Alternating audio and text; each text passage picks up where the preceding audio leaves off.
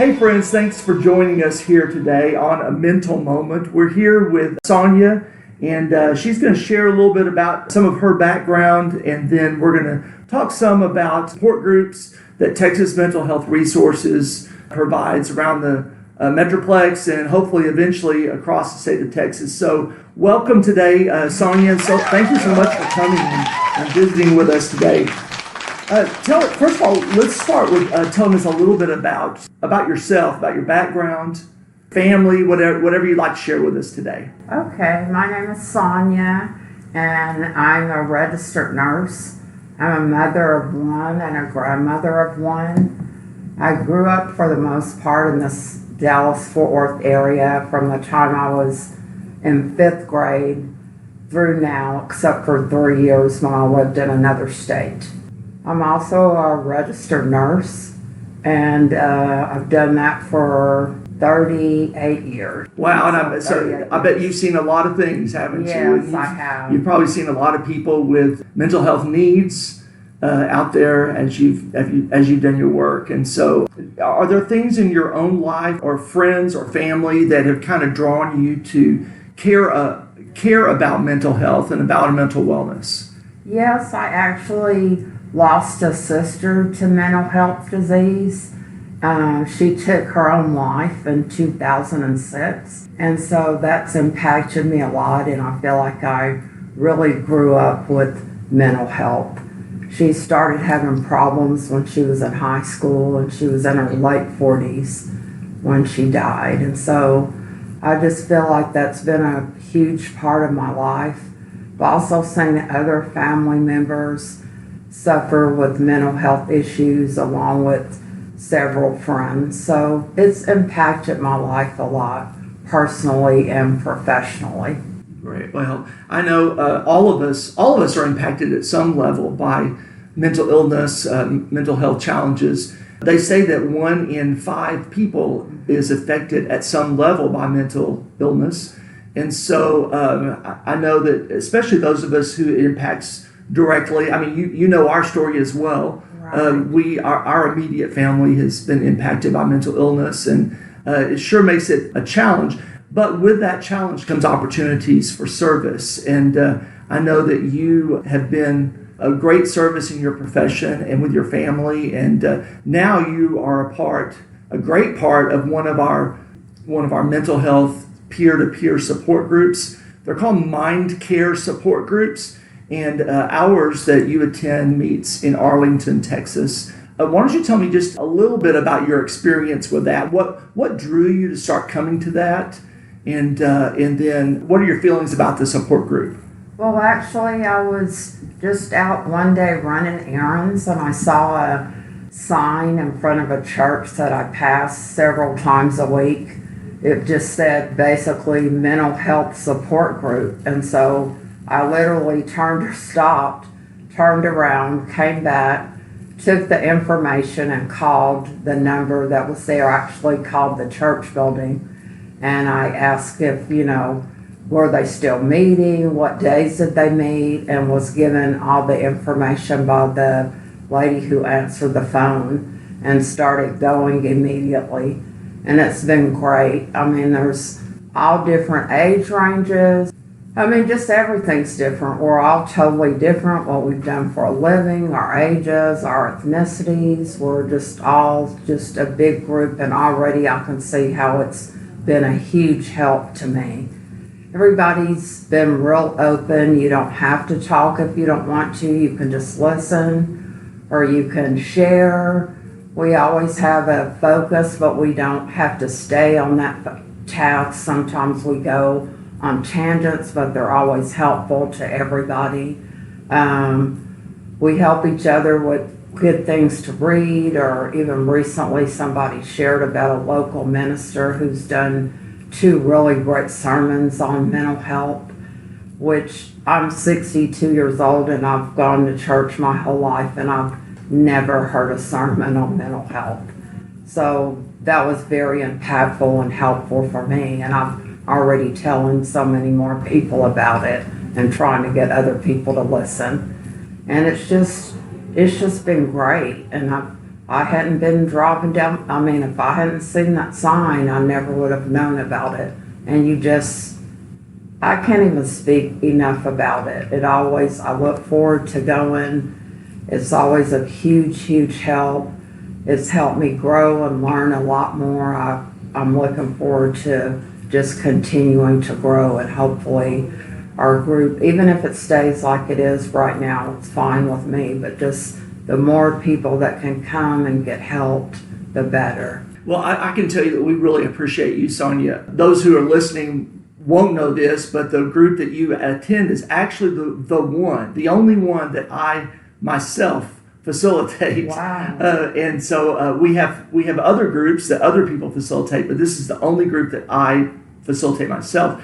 And you've been such an important, integral part of that group. Thank you. For how long have you been going now? It's been, gosh, probably at least maybe since the beginning of the year. yeah, I was going to say several months. Right. I mean, Right. probably nearly 6 months. I Right. mean, yeah. And so that's been so helpful and impactful for us. We look forward to having you there each week. Thank you. And to your point about the sermons, that yes, I remember someone talking about that. And that is one thing that we're doing, is we're trying to plant these MindCare support groups in church facilities, because what better place, what better place is there for us to care about the needs of people, the mental health needs of people, than in a religious setting or a spiritual setting. And so I know that the one that we meet at happens to be the church that I personally attend, and we've started a mental health ministry actually at that church, and it involves a lot more than just the support group. But hopefully that's going to happen across the state. There's such a tremendous need, and so hopefully that will just blow a wind of change across the state of Texas. So do you feel like, I mean, you've been coming to that now for, we said, nearly 6 months. Do you feel like you've had some good input into the support group setting, so that you've been able to add some really valuable input into that group? I do feel like I have. We all really help each other. Everybody comes from a different place and has different life experiences. So it's good for us to just help each other, even in things like good books to read, places to go get help, maybe finding other resources that might be in the community that you might not know about, but other people can help you find. Having other people who are like-minded, who a lot of times I feel like we don't get enough help with the spiritual side of mental health issues. There's still just a huge stigma attached to being mentally ill, but our brain is just another one of our organs, and our organs have to be healthy for us to be able to make it out here. Yeah. I mean, we need healthy organs, and really the brain is the leader. I mean, it's the captain of the ship. Yeah. I mean, and if we don't have healthy brains, then everything else will suffer. Yeah, that's a great perspective. And you know that you're talking about the difference.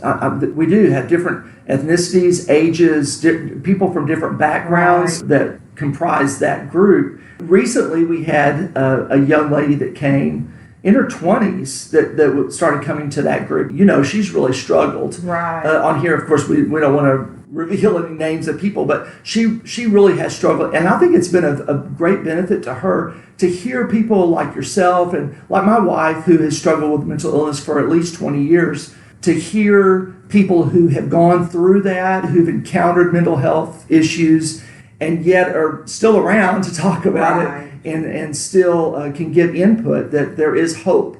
There is hope at the end of all of that, right? And sharing resources. You're talking specifically about books. Matter of fact, this last week, my wife recommended a book and actually gave her a copy of the book. She had a copy herself, and she said, "Here, I've already listened to this. You take this book and you read it." And I know her input from that young lady has been very positive, that's really made a difference in her life. So the impact that you've had has been just great. Have there been things that you've learned or ways that you feel like you might have grown through the group? Well, I feel like in relation to my own family experiences, just listening to people who suffer with the same diagnosis and hearing what it's been like for them has given me a lot of insight into a lot of the things that she did. And hopefully I'll be able to help other people along the way and help myself. And I want to be a good example, because if we don't show people that our mental health is a priority, then how can we ever expect it to lose the stigma? I mean, if somebody's diabetic, are they ashamed? No. Somebody has cancer, are they ashamed? No. I mean, it's an illness just like any other, and it's not to be downplayed. We can all learn from each other.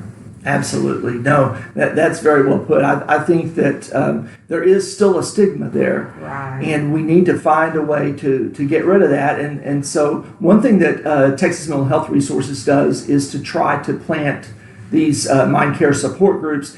And not only, they're not really aimed only at people who are struggling mentally, but also for people who, for instance, we plant them in senior facilities, because isolation is not our friend. Right. Let's just say, right? When we found that out in COVID, the mental health numbers just skyrocketed. The mental illness numbers during COVID, because once we start isolating and being away from other people, it becomes a real challenge for us. So one thing that Texas Mental Health Resources is doing is planting support groups in senior facilities, just to get them out of their apartments, out of where they're living, and just to have conversations with each other about normal life issues. And if we could just start talking to one another, not texting each other, right? Not texting each other and getting on social media or whatever, but actually face-to-face talking. Right. And so that's one purpose of the MindCare support groups, is to get people in conversation. And I think you've probably seen the benefit of that. Yes. We have a couple gentleman who has been suffering from anxiety issues, and that really is the number one challenge that we see with mental illness, is anxiety. And today, especially with all the things going on in the world, with the things that we're seeing around us, just cause us, all of us, to have anxiety issues. And especially if you are already challenged with your mental health, that it's a real problem. And so as we visit with each other in a support group, we get to share our own experiences, our own takeaways from things that we've encountered ourselves. And so if you were to talk with someone, and I know still, you're still an active RN right now, right? Yes. You still work right now. Yes. And I'm sure you run across people who are having a mental crisis and things like that even now. What is it that you would say to a person? I know you're limited in your profession, but what is it if you saw someone in a crisis, like in a mental health depression or anxiety crisis or something like that? What is it that you would say to them? Maybe a note of encouragement or a suggestion or a recommendation of what they should do? Number one, I would say own it. Just realize that you do have a problem or an issue. Not necessarily a problem, but realize that something is going on, and try to take the time to really figure out what's going on and what you can do to get better. Don't keep it inside. Get some help if you're still working. See what your employer offers. Do you have employee assistance? Do you have a local group like this one? Talk to me if you can. Share. Number one, just don't keep it inside, and don't be embarrassed. If you're around people and they're not accepting, find some other people, because you will find that a lot of times people aren't accepting because they don't want to look inside and see what's going on with them. Yeah. They're afraid of what they might find. But I just feel like we're all put here to help each other. That's one of the reasons I'm here. Right. Yeah. And that's a great point. I mean, we're talking right now about people who are having challenges themselves, but each of us is much better in community. I mean, we need to have those who are around our support systems that help us get through those difficult times. Yeah. And so if you were talking with someone who has a family member, maybe a friend, a family member, or someone within their sphere of influence, let's say, that they could tell is challenged right now with depression or something, what kind of encouragement might you get them? What kinds of things might you tell them? Well, one thing is just be there for them and really be there. Not just an occasional text, but call them. If they won't talk to you, go over there. I mean, sometimes people are really struggling and they're just alone and they have no one, and it's so easy to isolate. I mean, there are people that go out and do just what they have to do and rush back home. And there's even people now that don't even have to go out. That's true. Because we can get everything delivered. And there's some people who are really, even if they still work, a lot of people work from home now. And so they really don't have to go anywhere. So just be there for them. You know, go by, visit, fix them a meal, go pick them up, take a ride, just little stuff. Go to Brahms, get ice cream, go to Sonic and get a drink. Just let them know that you're there, because that's how we really get in trouble, is when we just isolate ourselves and don't reach out and be there for each other, because a lot of people are suffering. Yeah. I mean, it's changed really my whole career. Mm-hmm. And you can ask anybody that works in a hospital. There are not enough mental health facilities, so there's people with mental health issues just in regular facilities, hospitals, especially in the pediatric world, because that's what I see. And it's all ages. And we're just not talking enough about it. We're just not. Yeah. People are, because of that stigma that's been around for so long, people are really hesitant to get involved. Right. And I know from our own perspective, it was really important as my wife was going through her mental health crises that we were involved with our church, and our church folks came out. I mean, they would come to the hospital and visit her, and it wasn't comfortable. Right. They didn't understand. Right. They didn't know what to say, what to do. So you're right. Just being there for them and just listening to them. Sometimes it involves taking care of their kids for them when they're going through that crisis period, or we know someone who has such anxiety that she can't even leave the house, and so just finding out if she needs to get to a doctor's appointment or if she needs help other ways. So being the hands and feet that carry that care to them is so important. And it could be a matter of life or death. It could be whether they make it through or they don't make it through. Right? Yes. And so I've talked about from my church perspective, and obviously we're trying to start support groups in churches and ministries in churches.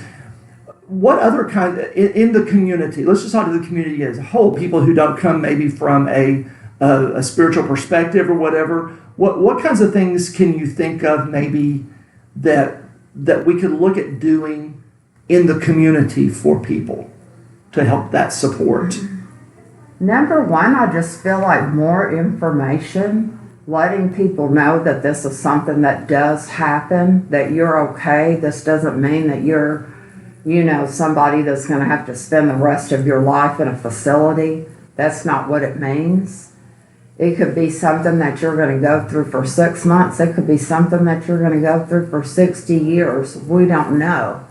But the bottom line is you can get past it. You can get through it regardless of what the issue is.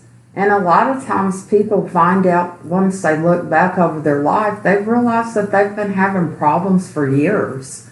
It's just that we need to be more, I just feel like proactive in getting the word out and letting people know that it's okay to not be okay. I mean, that does happen. We don't have to. We talked recently in our group about just things that you do when you're not in a good place. And one of the things that I do is I feel like I've become very fake because I don't want people to know, oh, well, gosh, what's wrong with you? How can you be? You're depressed? What? I mean, and then they just feel like they need to list all these different good things. Well, people with good lives get depressed. People with horrible, raggedy lives sometimes are very happy. I mean, we don't know. Right. Everybody is different. But the bottom line is it does happen. It can, you can try to be so positive and do everything you feel like you're supposed to do. And depression is a sneaky, sneaky thing. And so is anxiety. I mean, you could be somewhere just everything's great and then all of a sudden just, what if, I don't even know if this looks okay what I have on, or what if nobody comes that I like, or just anything. It can just come out of nowhere. So we have to not make people, but we have to encourage people to realize that these things happen. And we have to take care of them and keep taking care of them. It's not a one and done thing. Yeah, it's an investment. Right. It's a lifetime investment, isn't it? It's just like anything else with our bodies. Something happens to your knees. You don't just get a knee replacement and keep doing what you were doing. You have to work on that knee and take care of that knee and all that forever. Yeah. You don't just get to say, okay, I'm going to do this for 6 months. I mean, you have to nourish and take care of it, any part of your body. And like I say, we need our brains. Yeah. I mean, if we don't need anything else, we need our brains. We'll see somebody struggling to try to get in the door. They're on crutches or whatever, and everybody is going to run to them, trying to help them, right? But yet, unfortunately, a mental health crisis sometimes is not as visible, right? And people aren't as open about accepting it or helping. Right. And so I would just say, what do you think about, like in corporations, like I go and speak at Rotary clubs, at chambers of commerce, things like that, and try to help them understand the need for wherever you are, wherever your sphere of influence is, if that's at work, if it's at church, if it's in some other civic organization, wherever you are, we need to be looking for opportunities to meet needs. So one thing is to be aware of what those needs are, right? What it looks like. My wife says that mental illness is just like any other illness, except it's the one without the casserole. She says that because it's really true. I mean, if you're sick, if you have pneumonia and you're at home, everybody rushes to you with a food train. Right, they're all going to bring you food or whatever. But when it comes to mental health challenges, people are not understanding as much of what they should do. So, if nothing else, I think we're talking about mainly support groups today. If we could get people to just really understand the need to come and just open up and be open vessels and share, and that's what you've done. I mean, you're not in a particular health crisis yourself, but you're one that's really helped to share, impart your own wisdom as a nurse, stuff from your own family background. And it has truly been a help. So people who want to come and be involved in support groups, who just want to do that, be that support system, that's great. But then I just would really encourage people who are listening today, if you're in a crisis, first of all, if you're in a crisis mode and you are contemplating hurting yourself, you have a plan to do that, you need to go to the emergency room right away and get to a safe place. That really is the first step, right, is to be safe.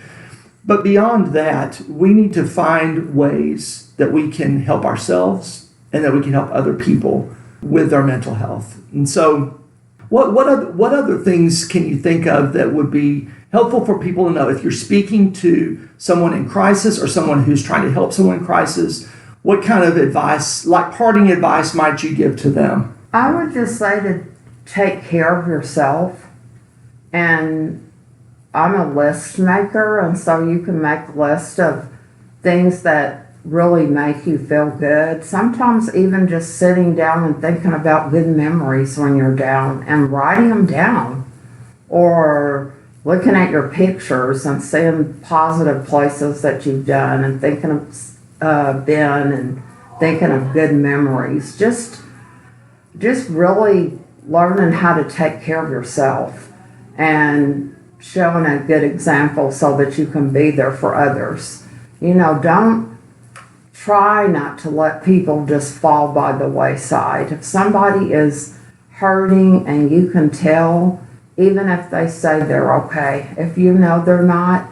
This just popped in my head while I was sitting here. I was at work one day, hadn't thought about this in years, and somebody, a coworker, actually just came by me and set the EAP paper down by where, she had printed it off the computer that we had at work, Employee Assistance Program, and she just came and set it by me. How kind is that? She didn't say, "Girl, what's going on?" She was just like, "I can tell you need help. Mm-hmm. You might want to call these people." Yeah. And I did. So being a resource is really, and being aware, just that awareness. I know in our culture, we're pretty self-absorbed. Right. As a culture, we're pretty self-absorbed. And so just becoming more aware of people around us and being a little kinder. I don't know about you, but when we go to and I'm guilty as well, we go to the store, we get really frustrated if the line doesn't go fast enough, or the person isn't as nice to us as we think they should be, or whatever. And we really don't know what kind of things they're going through, what kind of mental health crisis they may be enduring right at that moment. And so just being aware and kind and patient with people could really go a long way, and just watching for opportunities to help in whatever ways that we can. All right. Thank you, Sonia, so much for being here with us today. We appreciate you taking the effort to drive here across town and visit with us. And I know that what you've shared today is going to be really helpful for a lot of people that are listening to us here. Please do follow us here on our podcast, A Mental Moment, Candid Conversations. And until next time, we just want to tell you there is hope.